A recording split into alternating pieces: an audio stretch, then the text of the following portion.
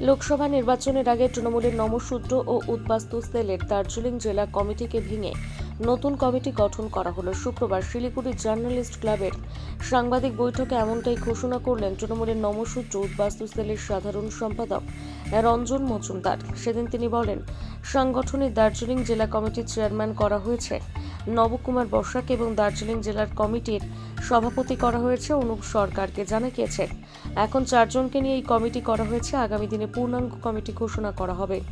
আমাদের যে বিষয়টা তৃণমূল কংগ্রেস নমশূদ্র উদ্বাস্তু সেলের আজকের দার্জিলিং ডিস্ট্রিক্টের জেলা কমিটি ঘোষিত হচ্ছে।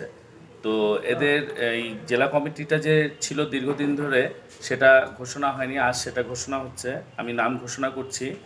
সেখানে অবজারভার হিসেবে কাজ করবেন সঞ্জিত মজুমদার এবং চেয়ারম্যান নাম ঘোষণা হলো নবকুমার বসাকের এবং দার্জিলিং ডিস্ট্রিক্টের প্রেসিডেন্ট থাকবে অনুপ সরকার এবং সিনিয়র ভাইস প্রেসিডেন্ট হিসেবে থাকবে অমিত ভদ্র।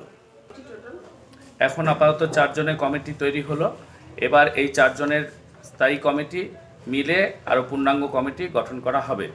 এই কমিটি কাজ শুরু করবে, কারণ সামনেই লোকসভা ইলেকশন রয়েছে এবং আমাদের সবাই মিলে এবং বিভিন্ন স্তরে যারা দায়িত্বে রয়েছেন তাদের সাথে মিলেমিশে আমাদের উদ্বাস্তু নমশূদ্ররা মমতা ব্যানার্জির হাত শক্ত করবে, অভিষেক ব্যানার্জির হাত শক্ত করবে, তৃণমূল কংগ্রেসকে জয় জয়কার করবে।